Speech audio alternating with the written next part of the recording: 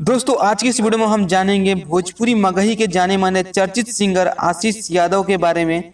जानेंगे इनका घर कहाँ है, कहाँ रहते हैं, कितना पढ़े लिखे हैं, इनकी शादी हुई या नहीं, बताऊंगा दोस्तों इनकी बायोग्राफी। चलिए तो वीडियो को स्टार्ट करते हैं।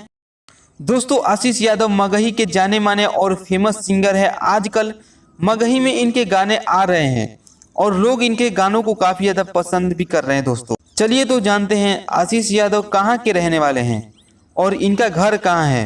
दोस्तों आशीष यादव का घर बिहार के जमुई जिले के सोआ गांव में पड़ता है। आज के समय में इनकी उम्र 25 वर्ष हो गया है और ये यादव जाति से बिलोंग करते हैं। दोस्तों चलिए जानते हैं आशीष यादव की कुछ हिट गानों के बारे में, जो कि कुछ इस प्रकार से है, जैसे हमार बलमुआ डीजे बजाबो।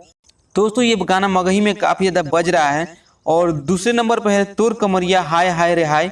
दोस्तों ये भी गाना लोग काफ़ी ज़्यादा इस गाने को पसंद कर रहे हैं। तीसरे नंबर पर है हरदिया रे। दोस्तों ये तीनों गाने मगही में अभी फ़िलहाल में काफ़ी ज़्यादा बज रहा है। पब्लिक काफ़ी ज़्यादा इस गाने को पसंद कर रही है।